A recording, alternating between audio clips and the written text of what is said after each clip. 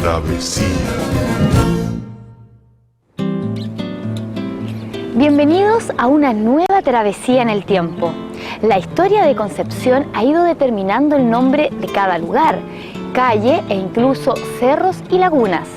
Son mitos y leyendas, son los nombres de la ciudad, imagen viva de nuestro patrimonio. Por ejemplo, esta laguna recibe el nombre de las Tres Pascualas. Una leyenda cuenta que 3 mujeres lavanderas murieron en sus aguas por causa de un amor no correspondido.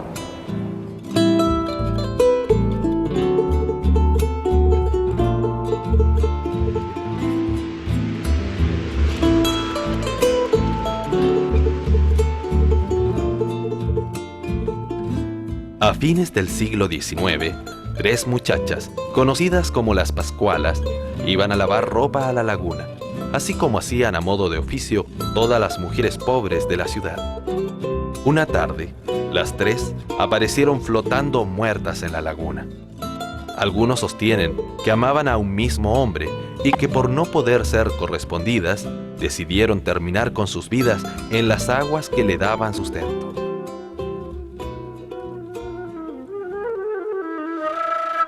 Lo cierto es que la leyenda cuenta que sí eran amadas y correspondidas por un joven galán, quien para acabar con la tortura de amar a las 3 en secreto, las citó juntas a medianoche bajo luna llena. Él permaneció escondido entre los juncos y les pidió que se adentrasen en la laguna, pues las esperaba en medio del agua. Las 3 avanzaron y atrapadas por las algas perecieron bajo la mirada oculta del galán supuestamente enamorado. Desde entonces, la laguna, propiedad de las 3 hermanas Urrutia, pasó a ser llamada Laguna de las 3 Pascualas.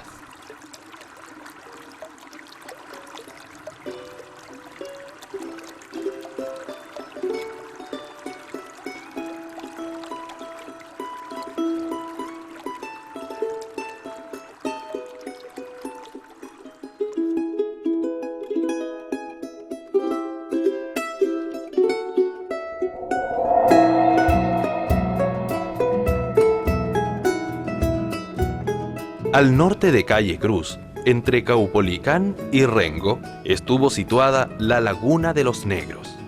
Su superficie alcanzaba 2 cuadras y poseía gran profundidad.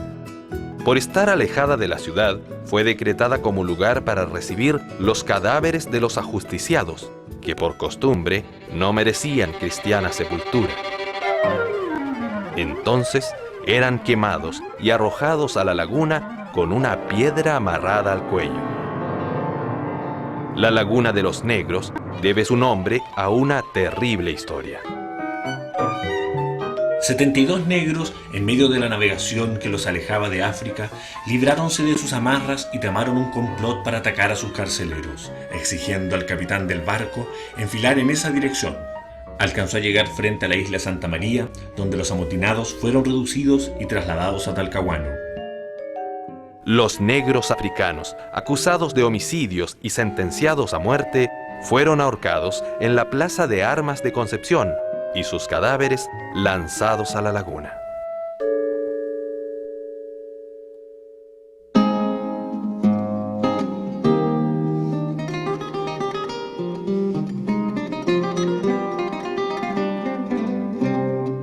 Agua de las Niñas era la denominación que recibía el barrio hoy conocido como Pedro de Valdivia.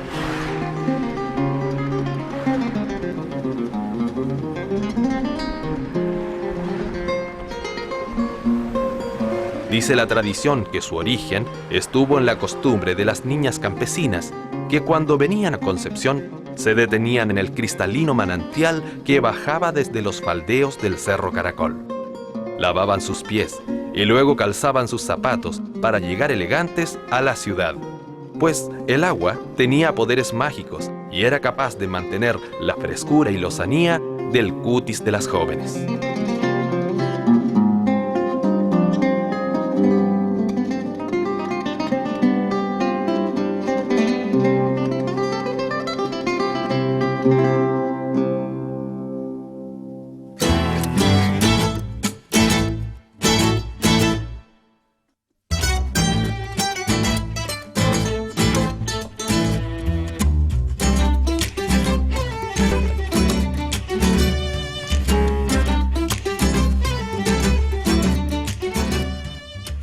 El límite sureste de Concepción está dado por el Gran Cerro Caracol, que hasta hoy tiene dos versiones para su nombre.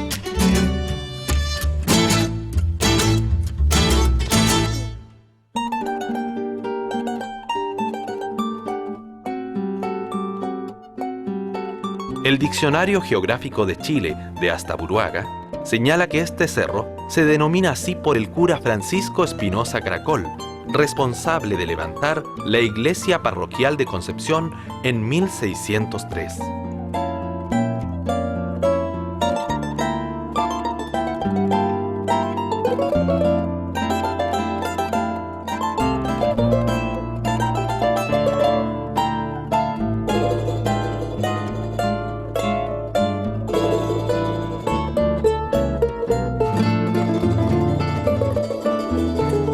La otra versión, en cambio, señala que el camino para llegar a Concepción desde Laja a Herrere era la orilla del Biobío, el actual camino a Chiguayante.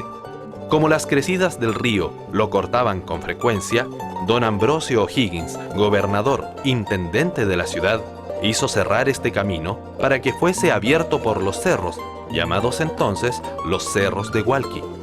La forma que hubo que darle para remontar el cerro fue la de una escalera caracol.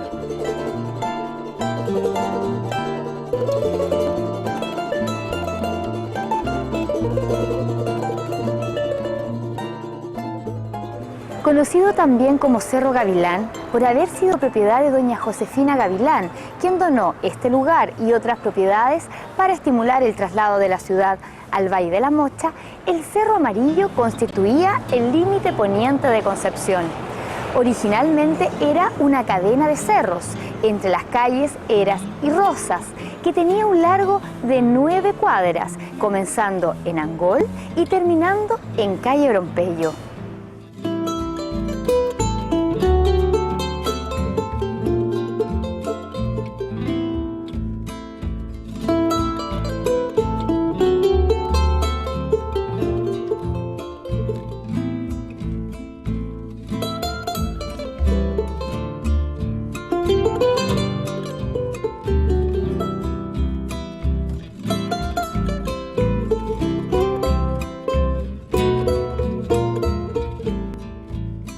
A la altura de Caupolicán con Heras estaba emplazado el patíbulo del cerro. Como muchos, fue ejecutada aquí Carmen Pino junto a su amante por un crimen pasional en 1854.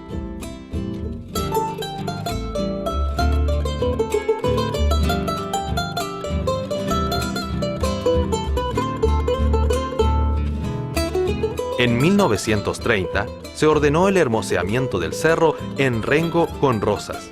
Para evitar que se transformara en un espacio ideal para delincuentes, se colocaron rejas en sus entradas.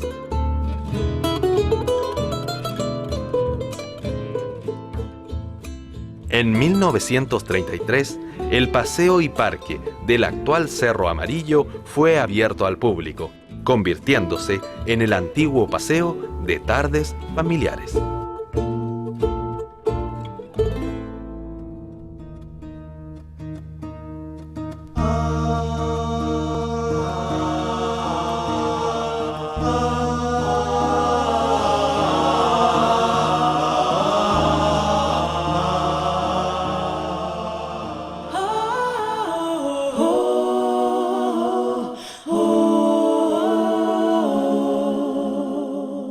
Guardan los campos semillas secretas que algún día brotarán entre la luz de trébol y violetas. El tiempo se detendrá. Árbol que has de guardar los tesoros, luces de la inmensidad. Árbol que has de guardar los tesoros,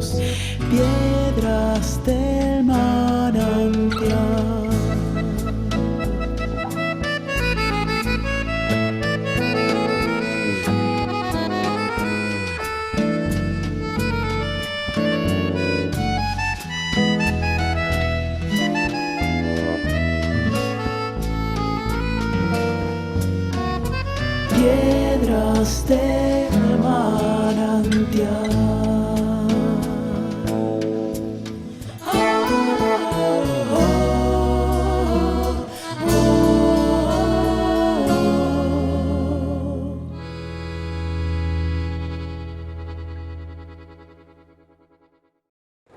Fundamentalmente desde la gran derrota de los ideales penquistas en la batalla de Loncomilla a mediados del siglo XIX, Concepción dejó de ser centro de importancia del acontecer nacional. Todo comenzaba a centralizarse en Santiago. Sin embargo, un hecho nos dará un nuevo despertar: la llegada de colonias extranjeras que revitalizarán el comercio y estimularán la llamada metrópoli austral.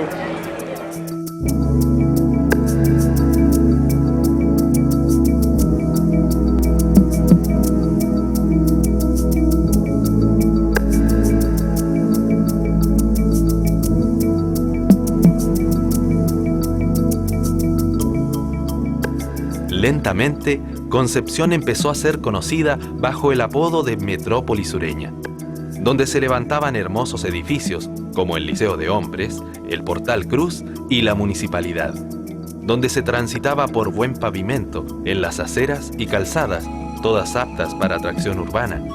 La revolucionaria llegada de energía eléctrica permitiría incluso dotar a la ciudad de un correcto servicio de tranvías.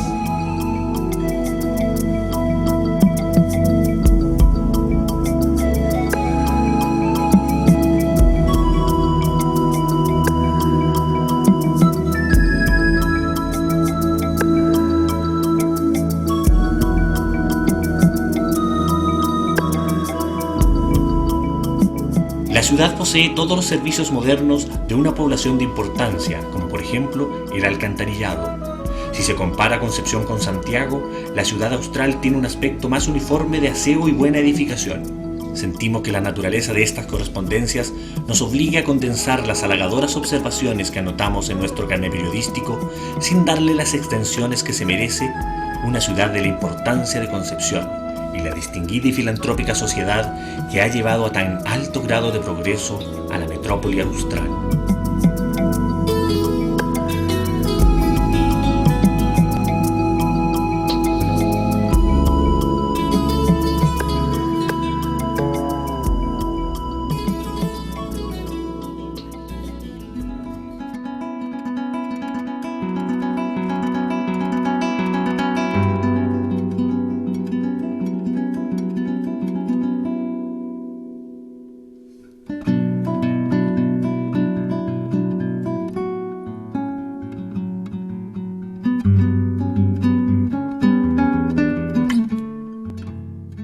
La distinguida y filantrópica Sociedad de Concepción contó con muchas figuras benefactoras.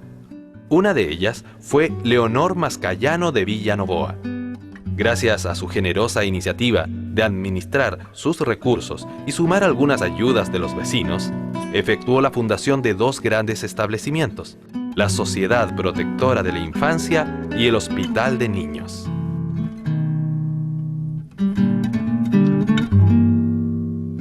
Don Pedro del Río Sañartu donó a la ciudad el Fundo Hualpén, casa museo, habitada por una riquísima colección de objetos antiguos y curiosos, recogidos en sus viajes por el mundo, que comienzan luego del profundo dolor de perder a su joven esposa y pequeños hijos víctimas de la peste.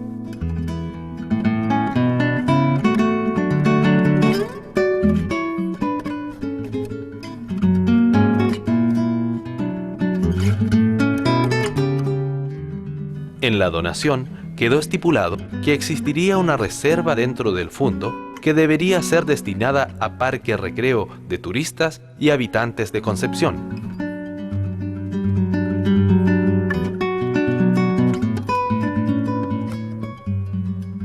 Además del fondo, ordenó construir para él y su segunda esposa, Carmen Urrejola, una bella casa en pleno centro de la ciudad, hoy conocida como el Palacio Castellón. El destino, sin embargo, haría que don Pedro muriera antes de verla terminada.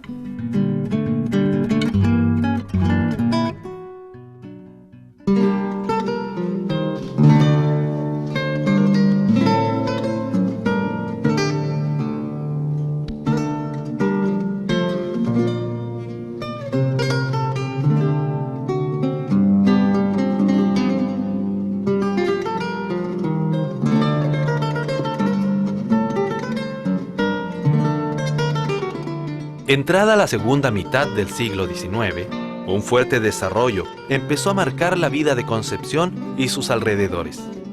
La llegada de franceses, ingleses y alemanes dio nuevos impulsos al comercio y la educación.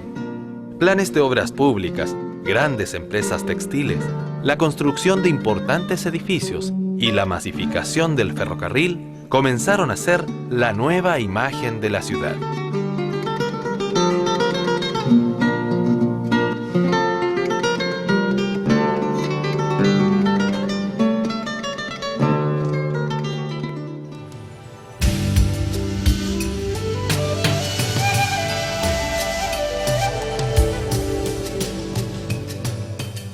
Ya en 1862, Pascual Vinimelis intentaba convencer a la prensa y a los parlamentarios de la necesidad de implementar una red ferroviaria que comunicara a Concepción con el sur y norte del país. Gran oposición encontró la entonces disparatada idea de Vinimelis. Pero finalmente, el 18 de septiembre de 1874, llega el viaje inaugural entre Concepción y San Rosendo.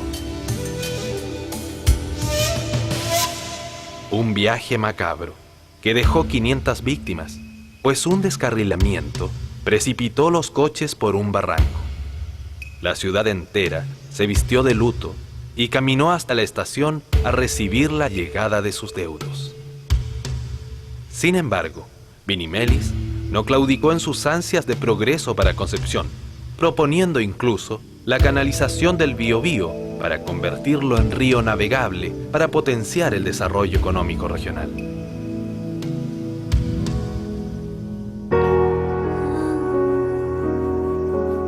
En el siglo XX, en 1930, el progreso continúa con la construcción del puente carretero sobre el Biobío.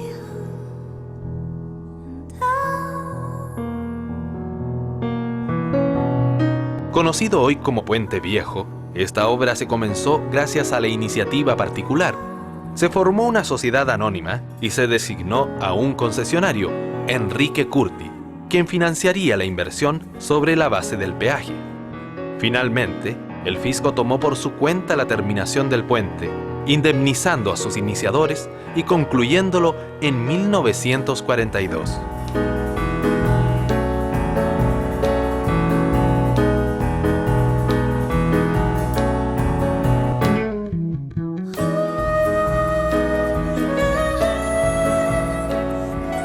Actualmente existen dos nuevos puentes carreteros sobre el río.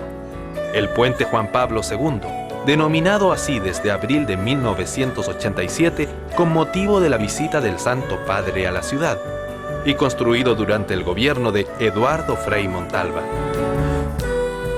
El tercero es el puente Yacolén, inaugurado en febrero del año 2000, coincidentemente por el hijo del exmandatario, el presidente Eduardo Frei Ruiz-Tagle.